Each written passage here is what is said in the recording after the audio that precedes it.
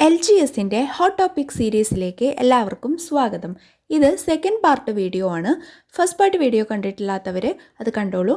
അതിൻ്റെ പ്ലേലിസ്റ്റിൻ്റെ link first കമൻറ്റായിട്ട് പിൻ ചെയ്ത് വെക്കാം. അപ്പോൾ ഈ ഒരു സെക്കൻഡ് പാർട്ട് വീഡിയോയിൽ നമ്മൾ ഇന്ന് നോക്കുന്നത് കെമിസ്ട്രിയിലെയും ജോഗ്രഫിയിലെയും ഓരോ ടോപ്പിക്സ് വീതമാണ്. ആദ്യം നമുക്ക് കെമിസ്ട്രിയിലെ ടോപ്പിക്ക് നോക്കാം. കെമിസ്ട്രിയിലെ മൂലകങ്ങളുടെ വർഗീകരണം എന്നുള്ള ടോപ്പിക്കാണ് ഇന്ന് ആദ്യമായിട്ട് നോക്കുന്നത്. മൂലകങ്ങളുടെ വർഗീകരണത്തിന് തുടക്കം കുറിച്ചത് ലാവോസിയർ ആണ്. അദ്ദേഹം 30 മൂലകങ്ങളെയാണ് വർഗീകരിച്ചത്. മൂലകങ്ങളെ ലോഹങ്ങളെന്നും അലോഹങ്ങളെന്നും അദ്ദേഹം വർഗീകരിച്ചു. ലോഹങ്ങളെന്നും അലോഹങ്ങളെന്നും വർഗീകരിച്ചപ്പോൾ ഉപലോഹങ്ങൾ എന്ന വിഭാഗത്തെ ഈ വർഗീകരണത്തിൽ ഉൾപ്പെടുത്താൻ കഴിഞ്ഞില്ല. ഇതാണ് അദ്ദേഹത്തിൻ്റെ വർഗീകരണത്തിൻ്റെ പരിമിതി. ഒരിക്കൽ കൂടി പറയുന്നു, മൂലകങ്ങളെ ആദ്യമായി വർഗീകരിച്ചത് ലാവോസിയർ ആണ്. അന്റോയിൻ ലാവോസിയർ അല്ലെങ്കിൽ ലാവോസിയെ ഇങ്ങനെയൊക്കെ അദ്ദേഹം അറിയപ്പെടുന്നുണ്ട്. അപ്പോൾ അദ്ദേഹത്തിൻ്റെ വർഗീകരണത്തിലെ 30 മൂലകങ്ങളാണ് ഉണ്ടായിരുന്നത്. ഈ മൂലകങ്ങളെ ലോഹങ്ങളെന്നും അലോഹങ്ങളെന്നുമാണ് വർഗീകരിച്ചത്. ഇതിൽ ഉപലോഹങ്ങളെ ഉൾപ്പെടുത്താൻ അദ്ദേഹത്തിന് കഴിഞ്ഞില്ല എന്നുള്ളതാണ് അദ്ദേഹത്തിൻ്റെ വർഗീകരണത്തിൻ്റെ പരിമിതി. അടുത്തതായി മൂലകങ്ങളെ വർഗീകരിച്ചത് ഡൊബറൈനർ ആണ്. അദ്ദേഹത്തിൻ്റെ ആശയമാണ് ത്രികകം, ത്രികകങ്ങൾ, ട്രയാഡ്സ്. 3 മൂലകങ്ങൾ ഉൾക്കൊള്ളുന്ന ചെറു ഗ്രൂപ്പുകളെയാണ് ത്രികകങ്ങൾ എന്ന് പറയുന്നത്. ഓരോ ഗ്രൂപ്പുകളിലും മധ്യത്തിൽ വരുന്ന മൂലകത്തിൻ്റെ ആറ്റോമിക ഭാരം മറ്റ് 2 മൂലകങ്ങളുടെ ആറ്റോമിക ഭാരത്തിൻ്റെ ശരാശരിയാണ്. ഉദാഹരണത്തിന് ഡൊബറൈനറുടെ ത്രികകങ്ങളിൽപ്പെട്ട ഒന്നാണ് ലിഥിയം, സോഡിയം, പൊട്ടാസ്യം എന്ന ഈ ഒരു ഗ്രൂപ്പ്. ഇവയുടെ ആറ്റോമിക ഭാരം അല്ലെങ്കിൽ ആറ്റോമിക മാസ് കൊടുത്തിട്ടുണ്ട്. Lithium 7, sodium 23, potassium 39. ഡൊബറൈനറുടെ ത്രികക നിയമപ്രകാരം 3 മൂലകങ്ങൾ ഉൾക്കൊള്ളുന്ന ഒരു ഗ്രൂപ്പിലെ മധ്യത്തിലുള്ള മൂലകത്തിന്റെ അറ്റോമിക മാസ് മറ്റ് 2 മൂലകങ്ങളുടെ അറ്റോമിക മാസിന്റെ ശരാശരിയായിരിക്കും. ഇവിടെ മധ്യത്തിലുള്ള മൂലകം സോഡിയമാണ്. സോഡിയത്തിന്റെ അറ്റോമിക് മാസ് 23 ആണ്. മറ്റ് 2 മൂലകങ്ങളായ ലിഥിയത്തിന്റെയും പൊട്ടാസ്യത്തിന്റെയും അറ്റോമിക മാസുകൾ തമ്മിൽ നമുക്കൊന്ന് കൂട്ടി നോക്കി ഒന്ന് ഹരിച്ചു നോക്കാം. അതായത് നമുക്കൊന്ന് ശരാശരി കണ്ടു നോക്കാം. 7 + 39/2.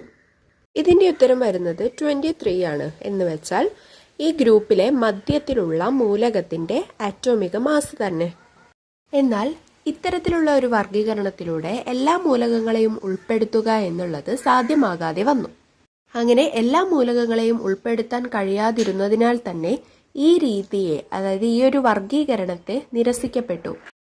ഒന്നുകൂടെ പറയുന്നു, രണ്ടാമതായി മൂലകങ്ങളെ വർഗീകരിച്ചത് ഡൊബറൈനർ ആണ്. 3 മൂലകങ്ങൾ ഉൾക്കൊള്ളുന്ന ചെറു ഗ്രൂപ്പുകളായാണ് അദ്ദേഹം മൂലകങ്ങളെ വർഗീകരിച്ചത്. ഈ ഗ്രൂപ്പുകളെ അദ്ദേഹം ത്രികകങ്ങൾ എന്ന് വിളിച്ചു. ഓരോ ഗ്രൂപ്പിലെയും മധ്യത്തിലെ മൂലകത്തിന്റെ അറ്റോമിക ഭാരം മറ്റ് 2 മൂലകങ്ങളുടെ അറ്റോമിക ഭാരത്തിന്റെ ശരാശരിയായിരിക്കും. എന്നാൽ ഈ ഒരു വർഗീകരണത്തിൽ എല്ലാ മൂലകങ്ങളെയും ഉൾപ്പെടുത്താൻ സാധിച്ചില്ല. ഇതാണ് ഡൊബറൈനറുടെ ത്രികക നിയമത്തിലെ പരിമിതി. വളരെ കുറച്ച് മൂലകങ്ങളെ മാത്രമേ ത്രികക നിയമത്തിലൂടെ വർഗീകരിക്കാൻ കഴിഞ്ഞുള്ളൂ. അടുത്തതായി മൂലകങ്ങളെ വർഗീകരിച്ചത് ന്യൂലാൻഡ്സ് ആണ്. അദ്ദേഹത്തിന്റെ വർഗീകരണം അഷ്ടമ നിയമത്തിലൂന്നിയായിരുന്നു. Law of octaves. 56 മൂലകങ്ങളെയാണ് അദ്ദേഹം വർഗീകരിച്ചത്. അല്ലെങ്കിൽ അദ്ദേഹം വർഗീകരിക്കുന്ന സമയത്ത് കണ്ടെത്തിയിട്ടുള്ള മൂലകങ്ങൾ 56 എണ്ണമാണ്. ലോ ഓഫ് ഒക്ടേവ്സ്, അഷ്ടമ നിയമം. മൂലകങ്ങളെ അവയുടെ ആറ്റോമിക ഭാരത്തിന്റെ ആരോഹണക്രമത്തിൽ വിന്യസിക്കുമ്പോൾ 8ാമത് വരുന്ന ഓരോ മൂലകവും 1ാമത്തെ മൂലകത്തിന്റെ ഗുണങ്ങൾ ആവർത്തിക്കുന്നതായി കാണുന്നു. എന്നുവെച്ചാൽ മൂലകങ്ങളെ ആറ്റോമിക മാസിന്റെ, ആറ്റോമിക ഭാരത്തിന്റെ അടിസ്ഥാനത്തിൽ ചെറുതിൽ നിന്നും വലുതിലേക്ക് ക്രമീകരിക്കുമ്പോൾ 8ാമത് വരുന്ന മൂലകം, ഓരോ തവണയും 8ാമത് വരുന്ന മൂലകവും അതിൻ്റെ 1ാമത്തെ മൂലകത്തിന്റെ സ്വഭാവങ്ങൾ കാണിക്കുന്നുണ്ട്. ഇതാണ് അഷ്ടമ നിയമം അല്ലെങ്കിൽ ലോ ഓഫ് ഒക്ടേവ്സ്. നമ്മുടെ സപ്തസ്വരങ്ങളുണ്ടല്ലോ, സ രി ഗ മ പ ധ നി സ. അതിൽ നീ കഴിഞ്ഞ് വീണ്ടും സ വരുന്നുണ്ടല്ലോ. ഈ സ എന്നുള്ളത് ആദ്യത്തെ ഒരു സ്വരമാണല്ലോ. അപ്പോൾ ആ ഒരു രീതിയിലാണ് ഇവിടെ പറഞ്ഞിട്ടുള്ളത്. എന്നാൽ ഈ രീതിക്കും ഈ ഒരു വർഗീകരണ രീതിക്കും പരിമിതികളുണ്ടായിരുന്നു. എന്തൊക്കെയാണെന്ന് നോക്കാം. അറ്റോമിക മാസ് കൂടിയ മൂലകങ്ങളിൽ ഈ ഒരു അഷ്ടമ നിയമം പാലിക്കുന്നില്ല. കാൽസ്യം വരെയുള്ള മൂലകങ്ങൾക്ക് മാത്രമേ ഈ ഒരു അഷ്ടക നിയമം വരുന്നുണ്ടായിരുന്നുള്ളൂ. അടുത്തത് മെൻഡലിയേഫ്. ആവർത്തന പട്ടികയുടെ പിതാവ് എന്നാണ് മെൻഡലിയേഫ് അറിയപ്പെടുന്നത്. മൂലക വർഗീകരണത്തിന് ആദ്യമായി ഒരു ടേബിൾ ഉണ്ടാക്കിയത് അദ്ദേഹമാണ്. അതുകൊണ്ടാണ് അദ്ദേഹത്തെ ആവർത്തന പട്ടികയുടെ പിതാവ് എന്നറിയപ്പെടുന്നത്. അദ്ദേഹത്തിന്റെ വർഗീകരണം ക്രമാവർത്തന നിയമവുമായി ബന്ധപ്പെട്ടാണ്. ക്രമാവർത്തന നിയമം ഇത് അറ്റോമിക മാസിന്റെ അടിസ്ഥാനത്തിലാണ്. നമ്മൾ ഇതുവരെ പറഞ്ഞിട്ടുള്ള ഡൊബറൈനറുടെ ആണെങ്കിലും ന്യൂലാൻഡ്സിന്റെ ആണെങ്കിലും ഇപ്പൊ ഈ മെൻഡലിയേഫിന്റെ ആണെങ്കിലും വർഗീകരണങ്ങൾ അറ്റോമിക മാസിന്റെ അടിസ്ഥാനത്തിലാണ്. മെൻഡലിയേഫിന്റെ മൂലക വർഗീകരണ സമയത്ത് 63 മൂലകങ്ങളാണ് കണ്ടുപിടിച്ചിട്ടുള്ളത്. മൂലകങ്ങളുടെ രാസഗുണങ്ങളും ഭൗതിക ഗുണങ്ങളും അവയുടെ അറ്റോമിക മാസിന്റെ ആവർത്തന ഫലങ്ങളാണ്. ഇതാണ് ക്രമാവർത്തന നിയമം. മൂലകങ്ങളുടെ രാസഗുണങ്ങളും ഭൗതിക ഗുണങ്ങളും അവയുടെ അറ്റോമിക മാസിന്റെ ആവർത്തന ഫലങ്ങളാണ്. മെൻഡലിയേഫിന്റെ ആവർത്തന പട്ടികയിൽ 8 ഗ്രൂപ്പുകളും 7 പീരിയഡുകളും ഉണ്ടായിരുന്നു. അദ്ദേഹം തന്റെ ആവർത്തന പട്ടിക പ്രസിദ്ധീകരിച്ചത് 1905 അതേസമയം ക്രമാവർത്തന നിയമം അദ്ദേഹം പ്രസ്താവിച്ചത് 1869 ഈ ക്രമാവർത്തന നിയമത്തിന്റെ പശ്ചാത്തലത്തിലാണ് അദ്ദേഹം പീരിയോഡിക് ടേബിൾ ഉണ്ടാക്കിയത്. മെൻഡലിയേഫിന്റെ പീരിയോഡിക് ടേബിളിന്റെ മേന്മകളാണ് ഇനി പറയാൻ പോകുന്നത്. സമാന ഗുണമുള്ള മൂലകങ്ങളെ ഒരേ ഗ്രൂപ്പിൽ ഉൾപ്പെടുത്തി. അറ്റോമിക മാസ് പുനർനിർണയിക്കുന്നതിന് കാരണമായി. കണ്ടെത്തപ്പെടാനുള്ള ഏതാനും മൂലകങ്ങൾക്ക് സ്ഥാനം ഒഴിച്ചിടുകയും അവയുടെ ഗുണങ്ങൾ പ്രവചിക്കുകയും ചെയ്തു.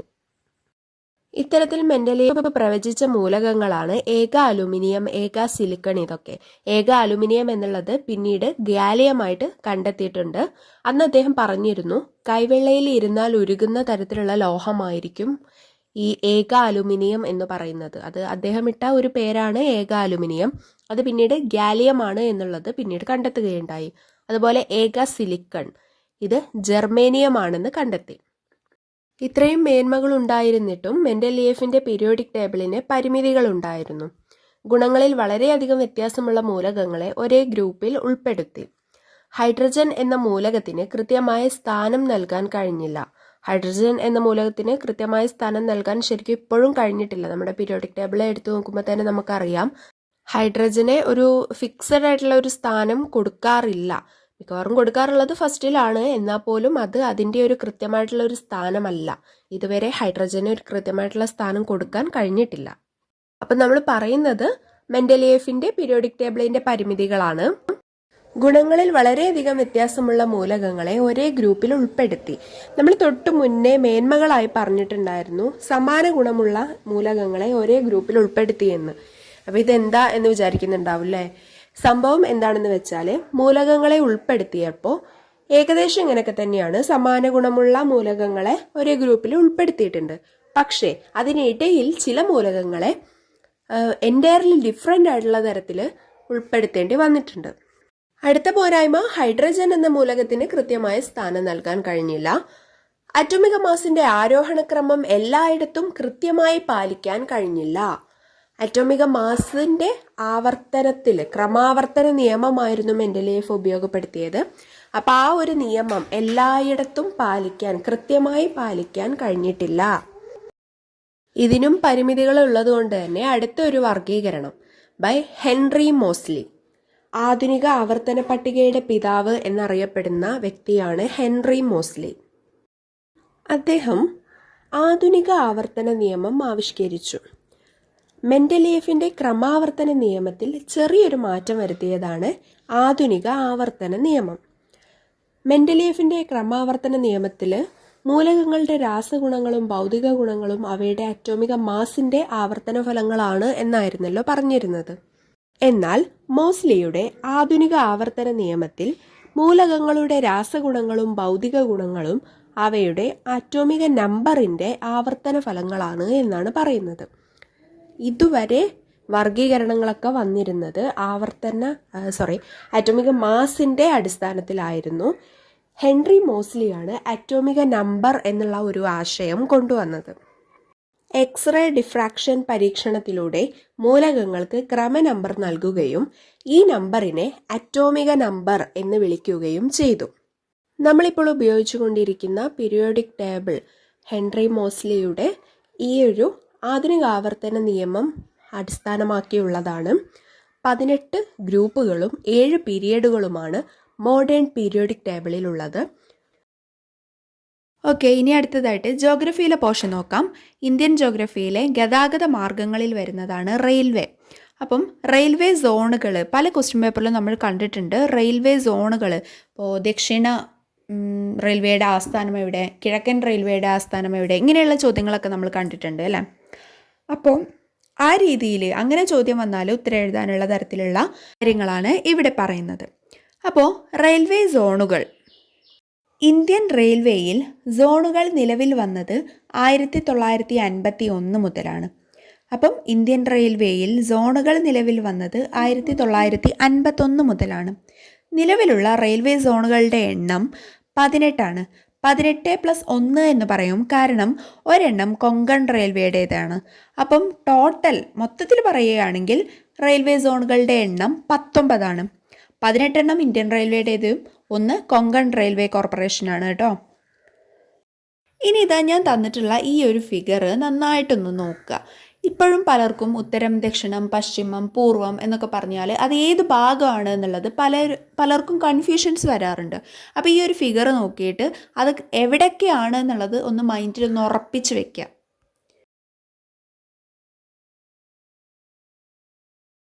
ഓക്കെ, ഇനി ആസ്ഥാനങ്ങൾ പറയാം. ആദ്യം മധ്യ റെയിൽവേ, സെൻട്രൽ റെയിൽവേ. മധ്യ റെയിൽവേയുടെ ആസ്ഥാനം മുംബൈ CST ആണ് മധ്യ റെയിൽവേയുടെ ആസ്ഥാനം. ഉത്തര റെയിൽവേ ഡൽഹി, ദക്ഷിണ റെയിൽവേ ചെന്നൈ, പശ്ചിമ റെയിൽവേ മുംബൈ ചർച്ച് ഗേറ്റ്, പൂർവ റെയിൽവേ കൊൽക്കത്ത. ഇതിൽ ദക്ഷിണ റെയിൽവേ ഒരുപാട് തവണ ചോദിച്ചിട്ടുണ്ട്. ഈ പൂർവ എന്ന് പറയുമ്പോൾ കിഴക്കൻ റെയിൽവേ, ആ ഒരു കിഴക്ക് എന്നുള്ള ആ ഒരു രീതി കൂടെ ഓർക്കുക. പശ്ചിമ എന്ന് പറയുമ്പോൾ പടിഞ്ഞാറ്. ഇപ്പോൾ ആ ഒരു ദിശകളൊക്കെ എവിടെയാണെന്നുള്ളത് നിങ്ങൾക്കൊരു ഏകദേശ ധാരണ ഉണ്ടായിരിക്കുമല്ലോ.